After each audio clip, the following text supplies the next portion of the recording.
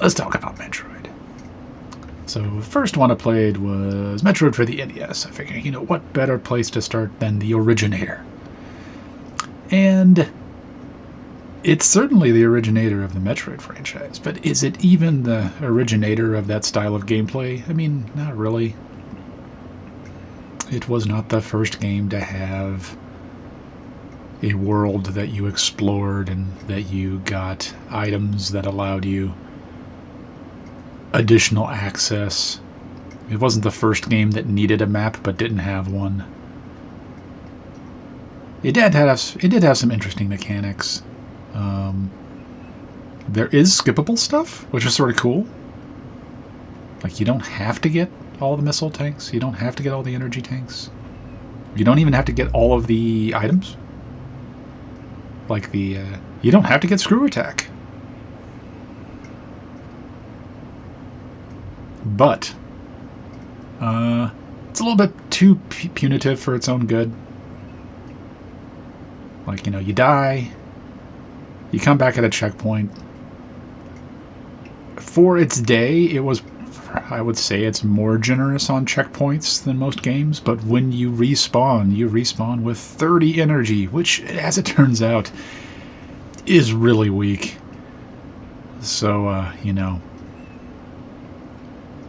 die doing something dumb, or maybe you just die exploring the, purposely cryptic and, sometimes unintentionally repetitive maps, but oftentimes intentionally repetitive to be just a little bit more confusing. You die, guess what? You're gonna spend a couple of minutes not just getting back to where you were, but also a couple of minutes just farming up health so you aren't so you don't die immediately again. So yeah, it's got quality of life issues. Also, I mean, it had at least in the US release, it had the password system, and the password system was its own putative measure. It's like uppercase and lowercase letters, pretty hard to read. So so one, it takes forever to type in, and two, after that, you may discover that it doesn't actually work. So just overall, it's got quality of life issues. But it has, along with the skippable stuff, it's got glitches that make it really interesting to me. And also, once you strip away the mystery, once you know where to go, or you just have a good map, once you know the things you need to do, once you know the boss fighting techniques, etc., it's pretty short. And I think in that regard, it actually becomes a more interesting game, especially today. Now, of course, we didn't play it vanilla. We played it with rando and quality of life patches on it, and that was a good call. I stand by it. It led to some funny moments, but they were also pretty messed up. Those patches, either individually or together, definitely weren't working as... I can't imagine they were working as anyone intended, but it was still cool. So if I ever play Metroid 1 again, maybe I pick up one of maybe I choose one of the categories, maybe one of the weirder categories. I know Metroid has a category extension board, so maybe we return to it on that. But anyhow, I enjoy my time there. What do I think about Metroid Bread? Oh, we'll get to Metroid Bread. No, don't you worry about that. So the next thing I played was AM2R, and at this point in the franchise exploration, it was, I could have played Metroid 2. I've got the hardware to be able to stream the original Metroid 2. I played it and beat it as a kid on the original Game Boy, mostly in cars, and it's, to me, Metroid might be the technical beginning of the franchise, but Metroid 2 is really where I think much more of the gameplay universe actually got established. So much broad open design, more interesting interaction of progression items. A good number of the items that have stuck with us actually were introduced in Metroid 2, not Metroid 1. Metroid 1 is actually relatively thin on progression items. But I said I don't really feel like playing the Metroid 2 original, so I found AM2R, and it honestly, it just blew my socks off. The visual and audio design were just amazing. The production value. Let's put it this way. If it hadn't been called, like, obviously another Metroid 2 remake, if they just slapped on an official Nintendo logo and like a more official looking title, like name, everything else about the game just screamed like wonderful commercial release. So it's pretty amazing. They do add to the game some, but I thought it was cool additions. Had built-in rando, and I tried it once. And it was pretty good. So honestly, yeah, highly recommended. It was I don't know. I was afraid I was afraid after I played this that everything else would be downhill. So after AM2R, this is where I sort of realized that, like, if I kept on going in order, I was going to be playing a whole bunch of 2Ds in a row, then 3Ds. So I said, well, let's do Prime. And I like Prime. I played and beat it multiple times when it was released, and I think it's really I think it does a great job of feeling immersive. And I think it's amazing that this game, that this is a GameCube game. Because for being on the GameCube, it looks amazing. I think it holds up well. Like, it doesn't... Well, there is one thing that's dated. The one thing that's dated, in my opinion, about it is that the controls aren't bad, but it uses the GameCube controller, and the way it uses the GameCube buttons are pretty bad ergonomically, in my opinion. You gotta hold onto the shoulder buttons or pulse the shoulder button. Like, there's a lot of shoulder button action, and the throw on the GameCube controllers for those shoulder buttons is pretty long, and I definitely got hand cramps playing this game. And you throw that in there with, like, some of the bosses are real, like, casually, I would say, are like endurance battles. So, you know, at some point it becomes literal physical endurance, and it's not good. It's not unnecessary. Also, at the end of the game, there's the whole snipe hunt of all the artifacts. Like, you must go collect all the artifacts to continue, and that would have been really cool as an optional thing. Like, if that was for, like, the best ending or for 100, you know, something, it's fine. But you have to do that to summon the Meta Ridley fight and go into the impact crater. So, I mean, it's neat. Don't get me wrong. Like, it's a snipe hunt. It's not the worst snipe hunt I've ever done in a game, but still. And just sort of backing up, the game feels maybe just a little bit too long, but, you know, in that regard, for its time, that was thoroughly modern. That was a modern gaming sensibility. Like, your game had to be not just long for the sake of being long, but sort of. Like, yeah, if Nintendo and Retro Studios had delivered Metroid Prime, and a typical playthrough was only like 5 hours or 4 hours, they would have gotten roasted. That would have been it. So, but the other thing here is to bring into the lore. Like, there's a lot of lore in Metroid Prime, but it's optional lore, which I like, because I feel like this will be a theme as I talk through this, is that Metroid as a franchise, at least until, like, I guess maybe the last 10 years, I feel like it benefited from the same thing that, like, Dark Souls universe benefits from. It's like, they give you details, like they reveal to you little details here and there, but largely they don't dump a huge amount of lore. They don't spell everything out. And that's how Metroid felt. And I think even in Prime, it felt like that. Like, they gave little details. There was lots of optional stuff you can read. But at no point were they like, okay, and now we're going to sit you down and explain everything about what's going on. It's like, no, you don't get that. But then you get to fill it in yourself. And it gives an air of mystery, and it really helps with an exploration game to make the world feel not completely discovered already. So anyhow, so we finished Prime, and Prime was the longest gameplay we had. That was a full week of streams, including some pretty long ones. So now we moved on to Zero Mission. And this one's funny, because I bought Zero Mission when it came out. I still have the cart. I definitely played it multiple times. And I absolutely did not remember it. Like, what I remembered playing, because it's been a while, when I fired it up to play through it for this, it was like, wait, oh, this is what Zero Mission was. But it's good. Like, it's really nice. The Zero Suit segment, I know in general it's considered divisive. It was neat. I liked it as mixing it up, but it also felt unnecessary to tag it on. But I think what the Zero Suit segment was really doing, in my opinion, it was less about the weird stealth gameplay and extending the game and whatever. It was that this is where the lore, in my opinion, starts to get a little bit weird. But anyhow, we'll return to that.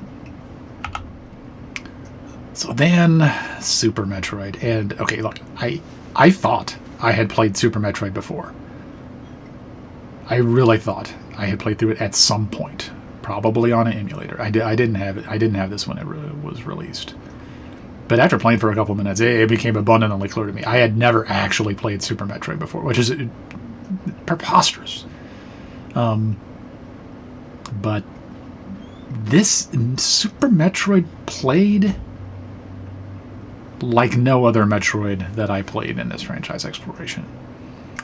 The dash physics, the infinite wall jumps, the control layout on the SNES pad, all of them came together, and it really had a distinct feel. And honestly, I think that's unfortunate. I think it felt the best of all the Metroids I played. Now, even though it became clear I hadn't played it, I had watched so many hours of people speedrunning it, especially Super Metroid rando races.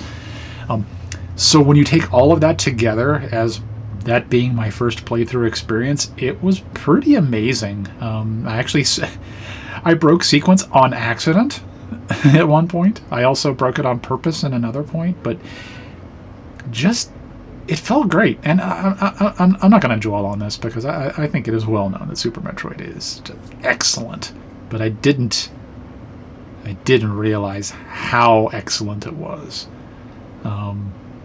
It got so much right, both on purpose, but also in some places I'd say they got some stuff really right on accident. And it's a shame that so much of that got filtered out in later releases. Virus, welcome. So, after Super Metroid, we played Metroid Fusion.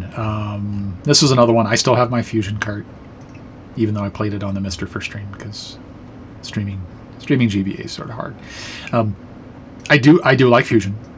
I actually have played it recently before the retrospective streams, but it does have issues. I would say its biggest issue is that this is where forced linearity really comes to the forefront of the series. Like,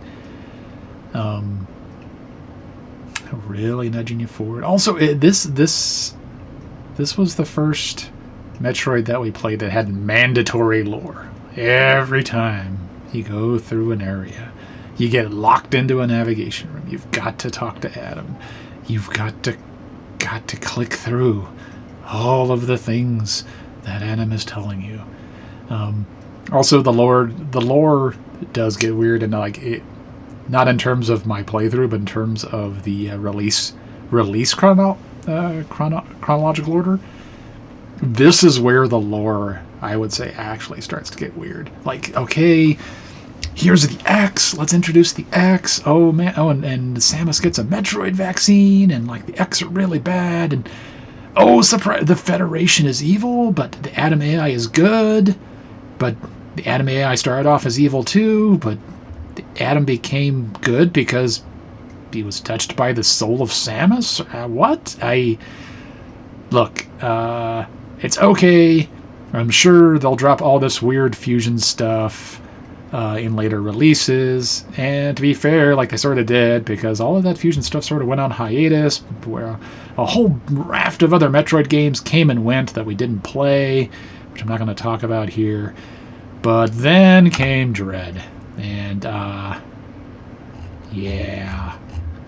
So Dread happens after Fusion. And suddenly, yeah, nope, all that Fusion lore is actually canon, and now we have to deal with everything that means. So where to begin? Like it. So this, in the way that Metroid Prime was a thoroughly modern Metroid release at the time of its release, Metroid Dread, I would say, is a thoroughly modern Metroid game for right now. And it's like, okay, it's in 2D, but it's rendered in lush 3D. Every button gets used for something. Every button, and you will need to use every button is important. They added QuickTime events and mandatory parrying. You can't have a modern game without a parry mechanic. It also has dashes. You gotta have dashes. What sort of 2D game would be built today without dashes? It also has mandatory lore. Thankfully, the lore is only mandatory in a few places. They also have the Atom segments, though, but thankfully you can just mash through that. It's very, very easy to skip over Atom. Maybe too easy. But the mandatory lore is pretty hard to ignore because everything happening in the game is linked to the weird stuff going on. So just take a step back. Oh, let's just for people that maybe didn't play Fusion or just completely ignored what was going on in Dread. Here's the plot. So in Fusion, Samus gets infected with X, and the X is basically like a bio-super weapon that can take over and mimic anything, except they can do it better. And also, by the way, they look like jiggly blobs of Jello. So, okay, and the Chozo knew about this, and they created the Metroids to eat the X. But apparently the Chozo missed the part of Earth history with, Hydrilla taking over and introducing Tilapia to eat Hydrilla, and oh no, oops. Now, Tilapia are a problem, and now the galaxy has two problems, X and Metroids. Also, like the Space Pirates and the Federation both want Metroids and X as bioweapons, but they're both evil, but they're also sort of dumb, and so Samus blows up the whole station in Fusion and kills all the Metroids and all the X's, except for herself, because Samus now has the Metroid gene. And I guess things are okay, but then Dread happens, and okay, we're on a different planet, but also, surprise, there's evil Chozo. But there's also good Chozo, but also the Chozo were sort of dumb, because, they created a worse problem than the X. But anyhow, like the evil Chozo called That's So Raven, sat down and reprogrammed some scientific robots that just happen to be indestructible. And those will one-shot Samus unless you perform ultra-difficult QTEs, because that's how you create Dread. Also, the X are loose here, so get ready for repeats from earlier games. There are new character designs for this game, but there's a lot of callbacks. But what you won't see callbacks for is no space pirates. Maybe in Other M. Maybe the Space Pirates were eradicated. I don't know. There was a lot of games I didn't play, and maybe that's why the Space Pirates aren't here. And at the end, Samus turns into a lobster suit Samus, but the dumb and also dead good Chozo ghost saves the day through the power of magic and turns you into non-lobster Samus, so you can leave just in the nick of time. Whew. So that's the storyline, and I don't hate the Dread storyline, because what else are you gonna do after Fusion? This was the long overdue bill that Fusion had waiting. But the thing I dislike about it is it feels like it burns up even more of the game universe. What's left to fight now? The pirates are gone? Maybe they aren't gone.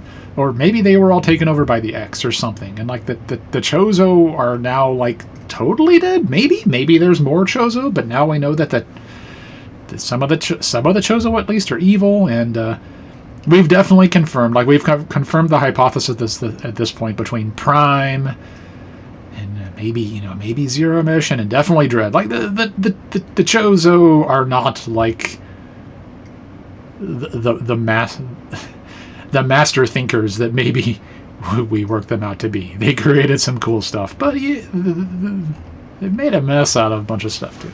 So enough about the lore. How does it play? Well, okay. I want to briefly talk about two things that are not Metroid before I get into the gameplay. And just to be clear here, the elephant in the room. Okay, Egovanias and the greater Metroidvanias. Like at this point, in the year of our Lord 2021,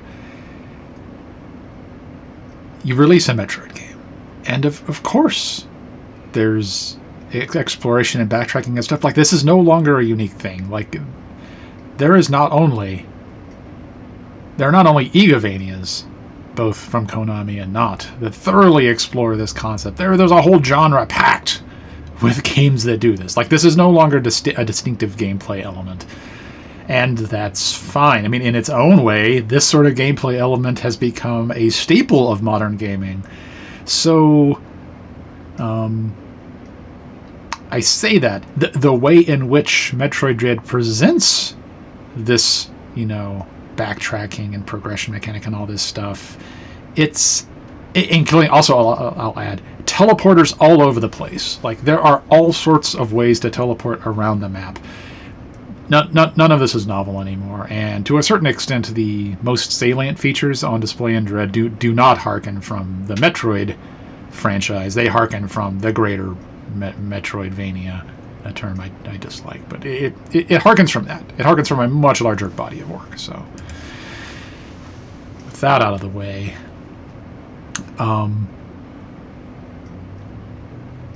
but yeah, and there's a lot more modern than just that. Like the aiming is now analog. You get to aim in all sorts of directions. The movement tech, every bit of movement tech you get gets a tidy button of its own. The map system offers incredible levels of detail, including like being able to put multiple highlight markers on the map for you to place, but also like the map system itself will highlight, hey, I probably ought to go here next. And that's all nice. Like this is all great quality of life stuff. Except like a lot of the time you don't even need the map to tell you where to go next, because, if the map wasn't telling you, hey, go here next, and if Adam didn't tell you where to go next in highlighted yellow text, you'll be going through this massive interconnected map, which is pretty big, and there's lots of different paths. But there's a good amount of the game to where like the possibilities of the map have actually been choked down to a surprisingly linear path that is actually difficult not to follow. So it does open up a couple of times, but I did learn something pretty early on. I feel like the game taught me an important lesson, and it's basically never skip an elevator that's placed directly in your path. But just in general, like for most of the game, you had to try to get lost. Like I think once I got lost for 10 minutes, but that's because honestly, I felt like that was collateral damage of this like hyper detailed map system. I actually looked at the map, and I was like, well, yeah, I can't go here and I can't go there. I can't go here, can't go there. And it's like I finally just started wandering around because I worked out from the map that I couldn't go anywhere. I was locked in. And like there was this one thing, this dingus that you had to like hang on to, and it would pull it down and it would reconfigure the room so you had a path. And that was neat, but anyhow. So maybe at this point, maybe you're thinking I hate the game, but I don't. Like it was fun to play through, and I don't regret any of the time I spent playing with it, but to me, it was an experience that felt a little bit off. But it was also an experience that reminded me very strongly of another, like, storied franchise that after a long mixed history got a fresh and thoroughly modern 2D entry, and that's Strider 2014. The similarities are striking to me, and I did confirm they are not made by the same studio. Actually, Strider 2014 was made by an American studio that has long since been defunct. It fell apart due to staffing and funding issues, and it was bought by the Amazon of all companies. And as far as I can tell, they no longer exist in any meaningful term. But they both have/had thoroughly modern controls. They were both 2D. They were both Metroidvanias. They were both built on a full 3D engine that was used to good effect. They both had lovely color-coded doors and blocks and different attacks, and they both have like lush environments in the foreground and background. There's cool stuff happening that makes the world feel alive. I mean, one difference though, there's like a Strider. This was obviously like, Strider 2014. It pulled from a lot of disparate lore across Strider, the Strider franchise. But as anyone that's played any Strider knows, like the NES Strider lore did not win the lore war. So it pulls from the super lean story of the Strider lore that won, and as a result, like, it retains a lot of that mystique. Like, who are you? Why are you in this area? Why are all these things happening? And it gives you little details, and like, there's definitely memorable character and level design elements, but you only get scraps of info, and you get to piece the rest together yourself. So that's the Strider section. But at the end of the day, the Metroid franchise is doing fine. Like, I mean, we got a new Metroid, and that's awesome. And it's 2D, and that is also awesome. Because honestly, at this point, man, dare I say it? Do we need another 3D Metroid? Do we? Like, or has that been completely mined out? And also, I mean, Dread is fun to play. There are a lot of fun elements in it. I mean, except for the ME sections and the QTs. I've heard people claim that they like the ME sections, but I don't know. And at least you don't have to grind your health back up from 30 energy after every ME death. And that is the Metroid retrospective. So there.